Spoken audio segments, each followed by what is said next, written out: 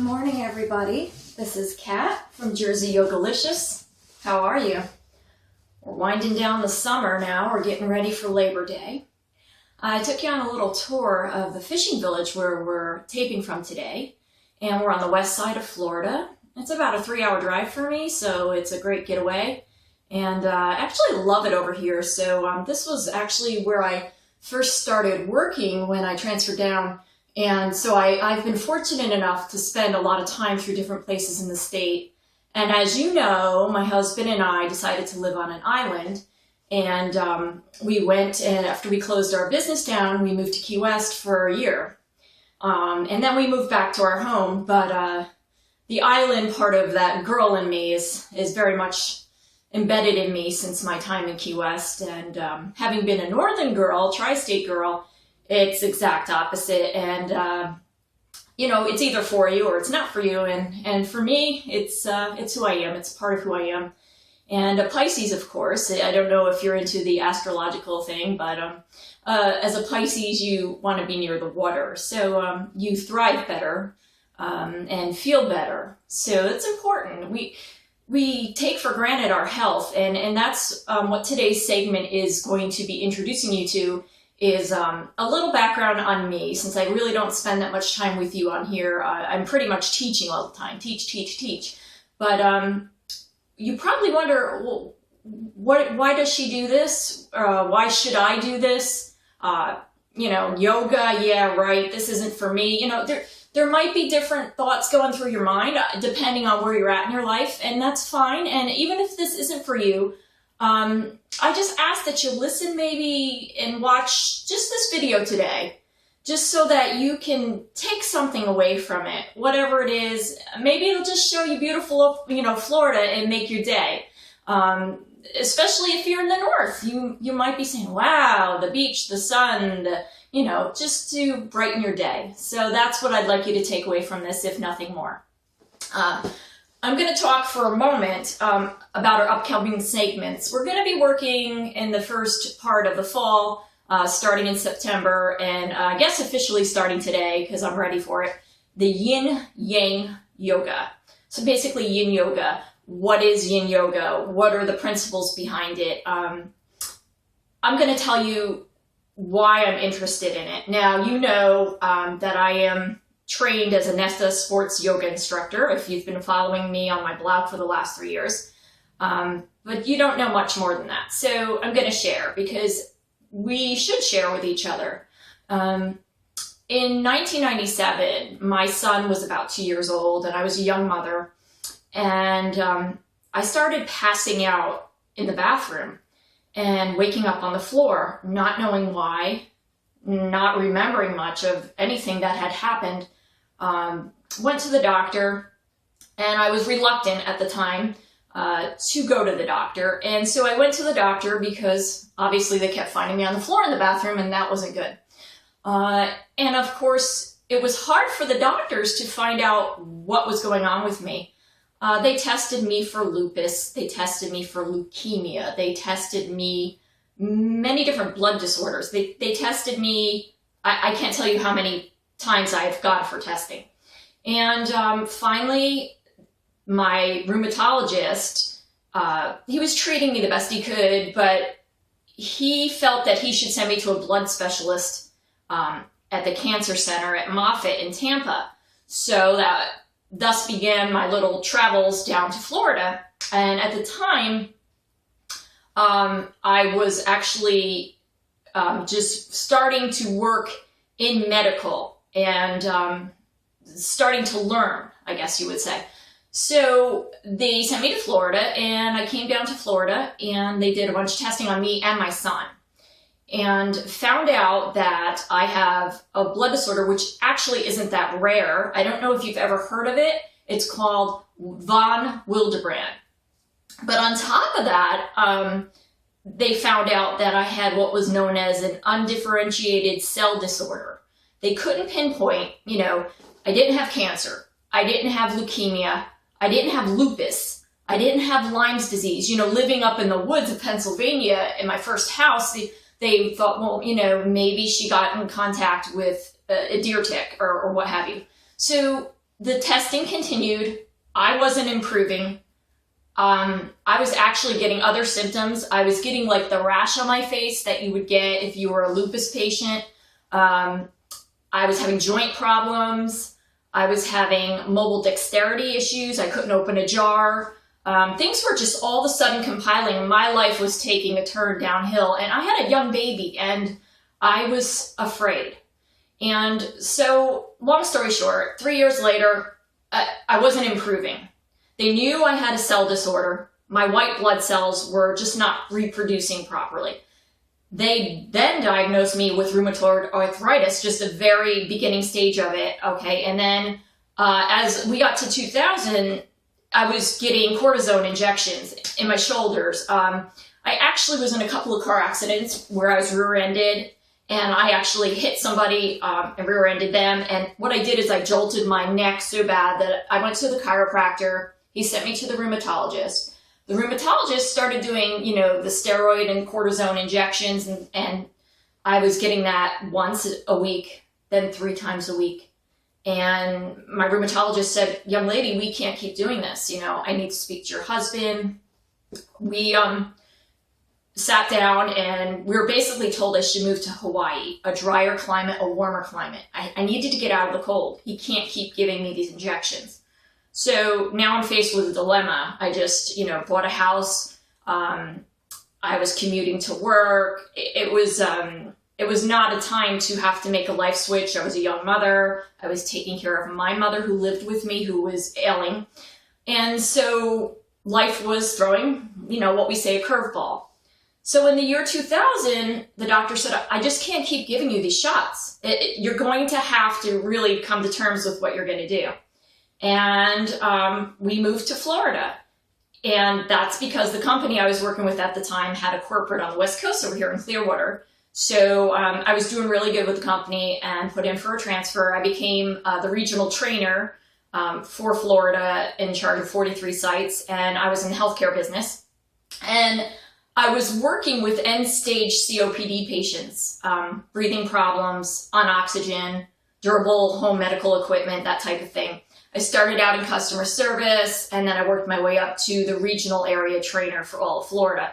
So I worked with patients, I worked with sales reps, I worked with managers. I did anything from your office job, your revenue, collecting, customer service, all the way up to going to the patient's house, delivering the oxygen with the driver, working with the drivers, working with the respiratory therapist. And that's where I started seeing the correlation between breath and life, is with the patient.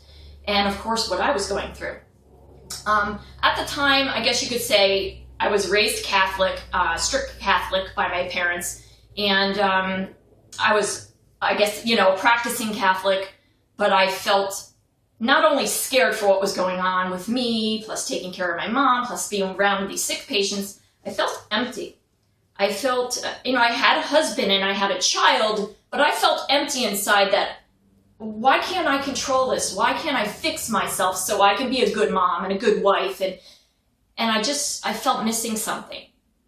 And I began to seek, what is it that I'm missing? And there it was. I was watching TV and I saw yoga for the first time. And I saw an Indian practitioner doing yoga, not just, some Jack LaLanne type of thing. I saw the real deal. And I was mesmerized. And I remember just crawling down on the carpet and just watching the TV in awe, like, what are they doing? Kind of twisting my head. How do they do that to their body? And why? Which is why I'm making the video for you today. Why? Why are we here? Why am I on the mat? Well, long story short, so I've been practicing since 1997. In 2001, when I moved to Florida, I decided that I was going to take it further. I was going to get my teacher training. That's where I met my best friend, Susanna, who is now a functional fitness TV for PBS. She has her own nationwide TV show, and she's very successful. She's a wonderful woman. She's my mentor. She got me on the mat. She taught me safety, and just love her to pieces. Susanna, thank you so much. You are truly my beginning guru. And From there, we both went on to become NESTA certified sports yoga teachers. And she's taken it a step further. She is actually an occupational therapist, and she works with patients all over the world. And she travels, and she has her and her husband Glenn. They just have a really unique way about them and their teaching practice. And I thank them truly for being my friends and my inspiration to get on this mat. And from there, I went on with my teacher training. And I also trained in St. Augustine, Florida. Beautiful, beautiful place if you have never been. Definitely put that on your to-do list. And I continued in my teacher training. I've done Vinyasa, which is my absolute favorite. Hatha, Kripalu, Kundalini, all of them. I've studied almost all of them, but I never saw any need to look at yin yoga. And then I was doing some reading recently over the summer on break, and I realized that yin yoga correlates to our cell growth as reproducing the cells. When we're in a posture for an extended period of a time and we're releasing, we're giving that soft tissue time, the connective tissue, which is my disease, connective tissue disorder, unknown. They don't know what it is. The one thing I forgot to mention, when I was going to the rheumatologist, he told me within 5 years that I would be in a wheelchair. This was in 1997, and I am proud to say that I sit here before you now, and I am not in a wheelchair all of these years later. And I am, I do have the arthritis. I do have the joint pain. I do have, these things. We all have something. Maybe you have a weight problem. Maybe you have a depression problem. Maybe you don't know the proper way to exercise, so you just don't do it. Maybe it seems like a waste of time. Maybe you think you'll never get to that ideal weight, or maybe you think that you don't need this in your life and you'll go smoke a cigarette. Whatever it is, I encourage you just to listen to me. I used to smoke when I was a kid. Okay, the day I found out I was pregnant with Jacob, I rolled down my car window. Don't ask me what intervened in my life, but he did intervene, and I threw that pack of cigarettes out the window, and I haven't smoked a cigarette since. I'm not saying you're wrong if you smoke a cigarette. Being in Key West, I learned all about cigars and hand-rolled cigars, and I don't have a problem with sitting down and having a nice glass of wine in a cigar bar every now and again. That's okay. I'm not saying that's wrong. And if you smoke a pack of cigarettes a day, I'm not saying you're wrong. I'm not judging. We don't judge as yogis. But I am telling you, as working with those patients, it is not doing you any favor. You need to really see. You see those commercials on TV where she's peeling her face away to buy a pack of cigarettes? That's what you're doing. You're cutting down on your future. And that's up to you, how you feel about it. But I'm just telling you with compassion and love for all that I would hope you'd put that pack of cigarettes out the car window, in the garbage can, whatever you need to do. Wear the patch. Go to whatever, hypnotist, whatever works for you. But try every day you get up, make a conscious effort that I am not going to put that cigarette in my mouth. I'm not going to make my breathing capacity any worse than it possibly has to be. I don't know if you guys know that my husband invented a green product. We've been working on it almost 7 years. You'll see my YouTubes out there for commercial that I've done, and you'll see his commercials and his diving with the sharks and things that he's done in correlation to AC Energy Boost. But just to tell you, as a lover of the water, of the ocean, of all things and all beings, we are definitely seeing some climate change. And climate change, I was sitting in the Gulf of Mexico here on the beach yesterday. The water was 96 degrees. It was hot. Now for me, that's great, because guess what? Arthritis, the hotter the water, the more I can relax and enjoy it. But it's not really refreshing. My husband went in and he's like, ugh, it's like a bath, It's not cool, it's not refreshing. Come on, it has to be climate change. Okay, the equator, we're closer to the equator, you have that.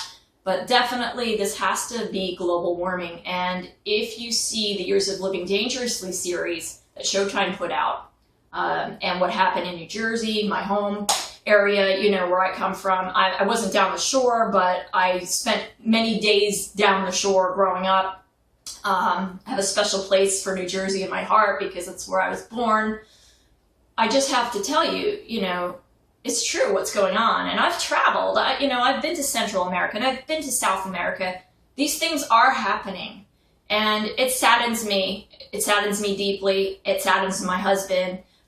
So we created AC Energy Boost, you know, which is safe for the environment. And we have the DFE seal from the EPA. We're the only ones that can say that we can, you know, release it for direct release and it's not going to harm the fish or the aquatic life. The reefs are safe. That's our legacy. And that's what we're working on, trying to take it to the market now after working it for 6 years. And that's one of our passions. And his passion, of course, is to be with the fish. And my passion, of course, is to be on this mat and to be with you and to share this with as many people as I can. Because I remember sitting there on that floor, feeling empty. How come I can't fix what's wrong with me? And the truth is, you have the capacity within you to fix anything. And we're all broken, whether we want to admit it or not. You know, maybe you want to save face and you don't want to admit who you really are and you don't want to be authentic. That's your prerogative. But I'm real and I'm here to tell you we are all broken inside one way or another. There's something. I don't care how perfect your life is. There's something that you're not telling us. There's something that's ailing at you. And yoga will touch that and it will fuse it and it will cauterize it and it will make it better. So please give it a chance for whatever it is inside of you, the one little thing, or maybe you have 1,000 things. Just try it. The things that are essential for yoga are a controlled environment. You can do hot yoga, Bikram yoga. Personally, I don't do that, okay? It has something to do with the breathing capacity for me. I enjoy being, you know, either on a cool day, I'll be outside. You'll see me out by the pool all the time. Here at the fishing village today, it's too hot. I'm inside. I'm on the floor here. And I have the air on, so it's nice and cool. Not too cool. You don't want it too cool when you're practicing. Your joints need to be warm. You need to be lubricated. Essential, everybody. I know you guys drinking Coke, Pepsi, whatever your pleasure, iced tea. I confess I like Dr. Pepper, but this is my go-to drink. This has to be your go-to drink, okay? Whether you're drinking soda, sweets, alcohol, especially if you're partaking in any alcohol, you need to make sure you're hydrating, okay? You don't need a fancy bottle. This is just Walgreens water. You just need to have lots of it, okay? For yin yoga, and for most yoga that you'll see, you need props. A good mat, $20, you know, Gaiam is a good resource for that. And you need a bolster, would be nice, you know, especially for supporting the joints. You don't want to strain. You just want to be comfortable, especially if you have any mobility problems. And even if you're really flexible, it's not bad to have a block. I don't have one with me today. And, you know, here's just a pillow, regular, soft, squishy pillow. That's going to help you with your sitting bones, as you'll probably see me using throughout the practice. And if you're practicing on an unstable, maybe you're outside, you're on the cement, you're in the grass, or maybe on a slippery surface, these are also Gaiam. You can get them anywhere. These are like yoga paws, and they will help you so you don't lose your balance. And they're like hospital socks, you know, they have those grips on the bottom. So it's always good to have a pair of those around. And you might want to put your hair, if you're a girl, you might want to put your hair back in a pony. Whatever you feel comfortable with. You want to have loose fitting clothing, yoga lines. There's so many of them out there. Whatever you feel more comfortable in, cotton, something that breathes. Kundalini, when we practice as a Kundalini practitioner, we wear white. I don't have white garbs on today. I don't have any of that. But you definitely, you know, could wear white if you're working outside. Definitely the water and something loose and comfortable. If you're working in the pool, you want to be 85 degrees, as you see in my aquaticize videos. You might know that I'm a published author. I'm on Kindle, Amazon. You just look for Kathleen Wendorf. Got a few books out there. I have yoga books out there, and I also have a Stimulate Your Own package. I have some savings books out there from earlier, about 6 years ago, and just some fun books. And I'm working on Mimi Wakes Up in Key West, my children's book, that is actually ready and it's in final editing, and that's going to go up for your little ones if you have a little one. So that will be on Amazon Kindle, hopefully within a few months. Just doing that as something as a passion of mine, writing. Another thing, if you're a yogi, you might want to journal your thoughts down. You might want to talk about how you feel on the mat the first day. Wow, I got on the mat. I don't know, this is all new to me. It's kind of scary. What is she talking about? All right, well, maybe I'll come back to it. And then a week later, you come back to it and you pick up that journal. And I tell you to do this, to write it down, because the funniest thing, I found that I was journaling and then I stopped. And I found that I was journaling when things were chaotic in my life. And then things leveled off, were normal again. And then things got chaotic again. And then I was journaling. It's just what happened to me, okay, for instance. And so, like, I threw the journal under my nightstand, and one day I'm sitting there, just hanging out, reading some magazines, and I look down and there's the journal, and I'm like, oh yeah, and I pick it up, and I go back, and I look. And I journaled at a time when I was at my lowest, physically, and then I didn't journal. And then I journaled again when I was having, like, some crisis in the family, and I read it, and I thought, man, that was 2 years in between that. Why did I not journal? Because we get busy. Because it's, it's just not what we do. But I encourage you to journal, at least in the beginning. I wish I had journaled back in 1997 when all of this crap was hitting the fan, when my life was about to be reborn. And then if I had journaled, I would love to pick that up today, all these years later, and look back at where I was then, who I was then, where I am now, how I have grown, most importantly, and what makes me me. And I think it's important. I think we need to leave a legacy. I think we need to leave something for our children, our grandchildren, even if you don't have any. There's people out there that can learn from you, and you need to share that. Whatever your talent is, whatever you can offer, there's something you can offer, there's good you can do, and you need to give back. You need to focus on others and positive. And you just can't live inside of a bubble of me like we do today. The media teaches us all about that. Shut off the TV. Shut off the Facebook, or book face, as my brother jokingly, he didn't know, he called it book face. Shut it off. Shut that off. Get outside. Get in the car. Roll down the window. Do something. Go for a ride. Go for a walk. Get on the bicycle. Go to the gym. Drink a bottle of water and just sit outside on the porch and decompress from all of the stuff that's really holding us back inside, this intellect that we're stuffing into our head. And I can say this because I am a tech person, okay? So I work online helping customers all across the United States 10 hours a week, okay? 10 hours a day, 4 days a week. And some people go, oh, you work from home. Let me tell you something. All that stimulation from those computer screens and all that blah, blah, blah, blah on the phone for 9 hours, 10 hours a day, it's just too much. So when the day is done, I push the off button. I get outside. I hit that mat.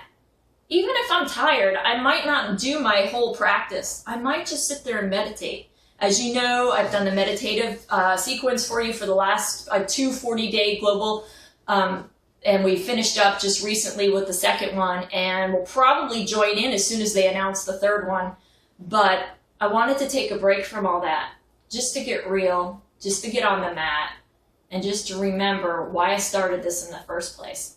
So without further ado, I'd like to take a sip of what you should be doing, water.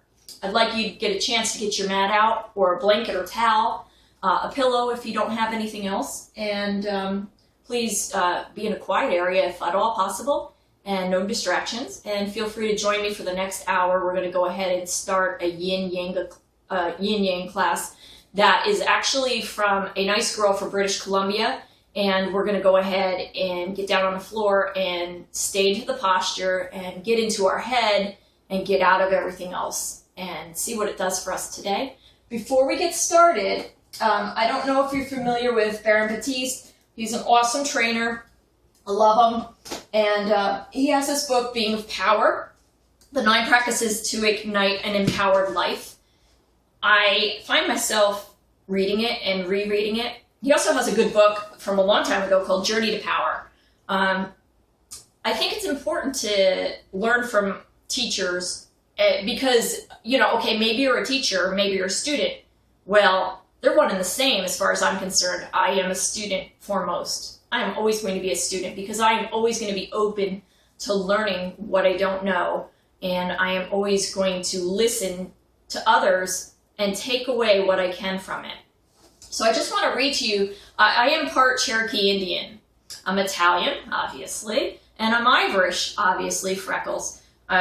So the Cherokee in me, it has, I don't know, a special place in my heart.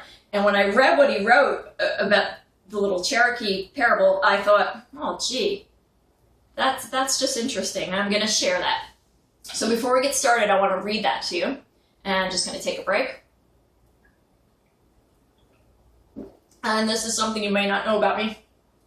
Once you hit 43, and I'm 44, your vision, I don't care how many carrots Bugs Bunny gave you,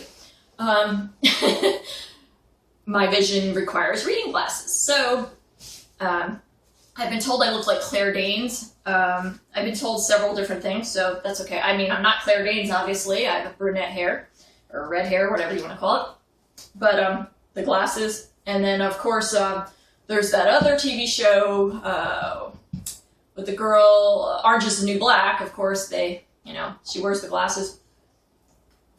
No correlation. Haven't done any time, I promise you. So, okay, enough about that. The inner battle.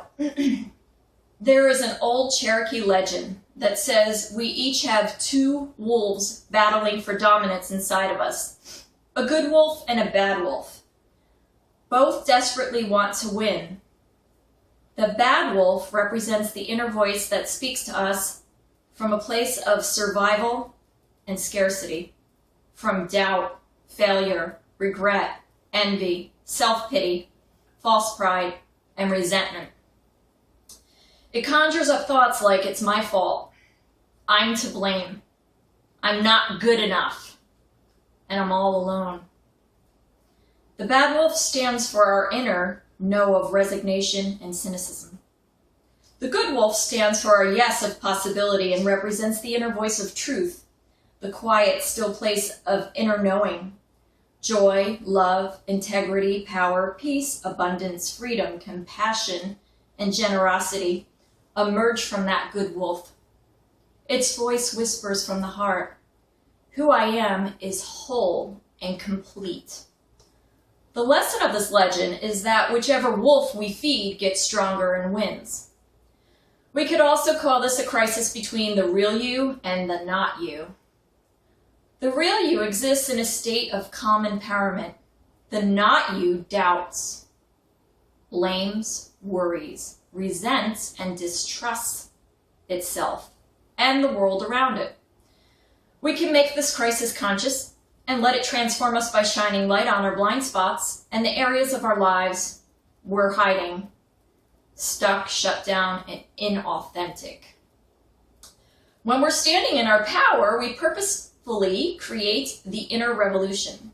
Rather than living from an outdated context and waiting for life to bring us crashing to our knees, we bring the floor up and cause an intentional spiritual crisis by disrupting business as usual. We give up the resignation. We stir the bottom of the barrel. We declare a new way, and we take a stand for the extraordinary. This is life in which we experience authentic power. This is how we feel good. We feel the good wolf in us, and we starve the bad one. There is a process that I use when I train that it helps you to distinguish between the voices of the good wolf and the bad wolf. You're going to choose an area of your life where the energy is somewhat stuck, or maybe it's totally shut down. And whatever comes to your mind first is what you're going to focus on. It's the first thing in your conscious, whatever comes up. Then you're going to take a piece of paper and you're going to write down what bothers you, your worries, your concerns about that thing that's going on in your mind right now. This is the bad wolf. This is your survival mind kicking in. you know, like, it's my fault, it's their fault, it shouldn't be this way, no, it would never be possible, I can't change this, this is just how things are, I can't deal with this, it's not worth the risk of failing, being left alone, or causing trouble.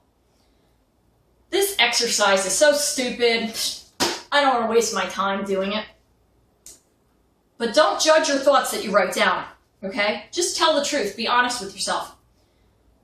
And now, I challenge you to look for the positive side, get calm, notice your feet grounded on the floor, you know, just put your feet down. And tell yourself, something new is possible. Now I want you to write down good thoughts, energy thoughts. What is good right now in your life? What makes you feel alive? What brings you peace? What brings you a smile at the end of the day? And as you observe the two and the inner reality, you may notice that the bad wolf is there. He's always going to be there, okay? And he's just in the shadows. But you're also going to notice that, you know, even though he says, don't trust, don't reveal yourself, don't be authentic, that the good wolf is also there, shining its light, saying, don't worry, don't be afraid of the unknown.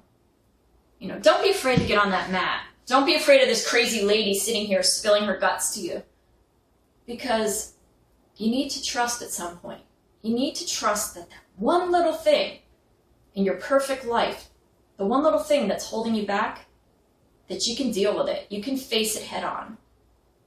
And that you can do so in a way that's going to change you and change your life. And that's Baron Batiste, and that's also from my heart. So just remember, you need to be authentic to you, for you. And when you're good to you and you're healthy, that's going to help the people that you care about and you love. And when you choose to say the bad wolf, well, I can't do that. I could never get down on the floor and do that. I can't do what she does. Who's judging you, first of all? I have to ask you. Who's saying, other than you, what's holding you back? Oh, I'm 400 pounds and she doesn't understand. Look at her. I have to tell you, my husband, he's a master photographer. And he's had many models when we had a photography studio, and still now that we have our other studio that we do mobile. He sees gorgeous women, hot women, models. And then he also has women that are 400 pounds. And you know what? Those are authentic women, because they get behind that camera and they look at themselves as he's shooting. He shows them. And then they get back in front of that camera and they pose and they do whatever makes them happy. So don't tell me you can't get down there, whether you're 90 pounds, which I'm not, or 500 pounds. It doesn't matter. You can get in the chair and exercise with me or on your own, but just do it for you, because your health and your well-being and your mental, what you're going to take away from yoga is here, okay? It's in the air you breathe, okay? It's in yoga, which is union. It's in the feeling of energy and life force. That abundance is right here, okay? It's inside of you, and you just need to learn how to channel it. So, that being said, what we're going to do is something called yin yoga. It is restorative. It is good for your tissues. You're going to hold the postures for a lot longer than we normally would in other forms of yoga. If you can't follow along and you can't do it, don't worry about it. Do what you can. But don't tell me you can't do it, because this is where the rubber meets the road. This is your choice. So please, I encourage you, give yourself that benefit. Namaste.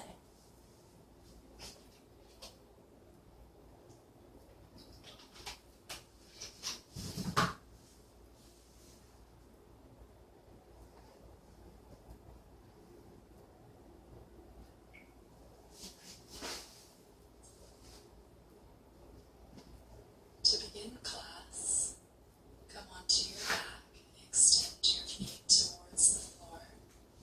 Allow the feet to be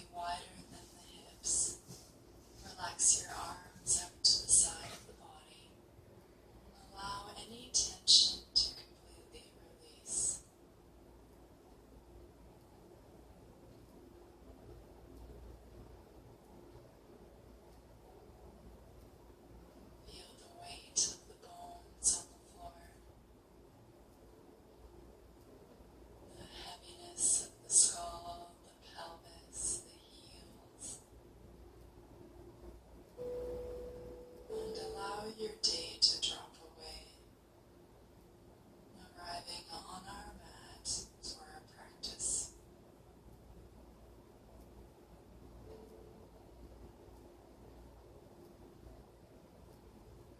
Begin now to turn your attention towards the physical body.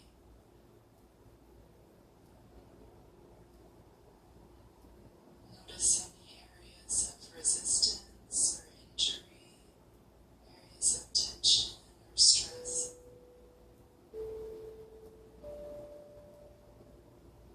Begin to also notice areas of openness or spaciousness.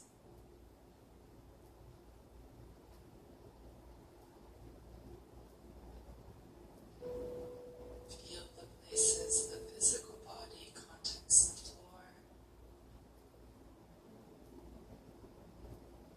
and continue to release any areas of tension.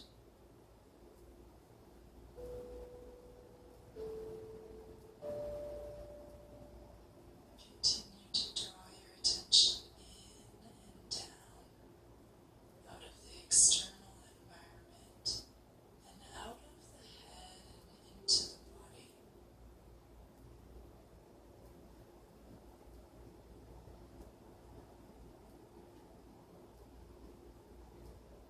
Turn the attention now towards the mind. Notice what you brought into your practice with you. Maybe there are emotions or thoughts present.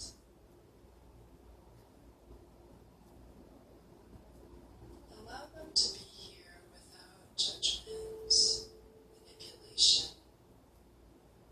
Simply noticing what is here right now.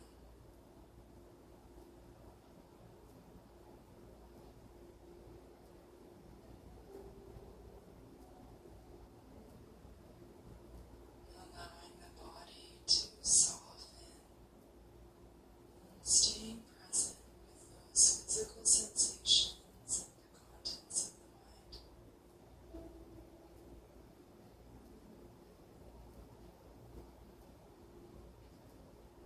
And turn the attention now towards the breath. Without changing the breath, simply notice what it's like right now.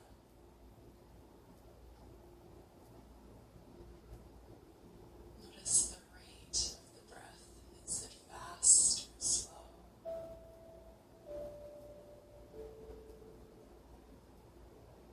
Observe the depth of the breath.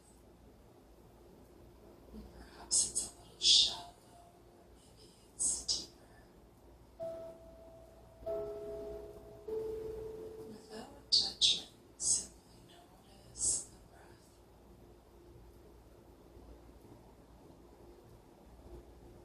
Where do you feel the breath in your body?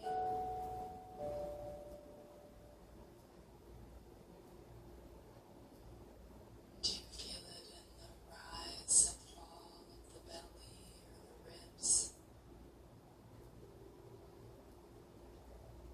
Perhaps you feel it in more subtle ways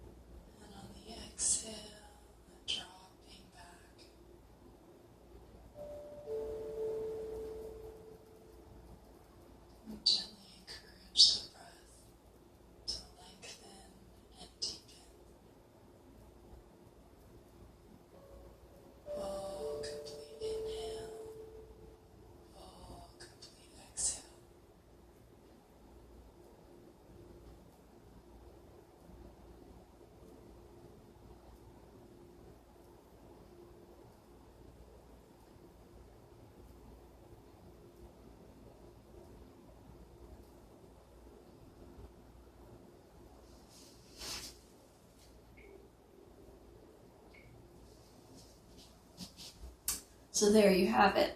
There is the first breath work, the beginning of Yin Yoga. The inhale, the rise and expansion, and the exhale, the release. Please try that. That will be the beginning posture for you. And then look for the next segments to come. And I hope you continue with me, as I promise this will be a fulfilling journey in your life. God bless. Namaste. Satnam.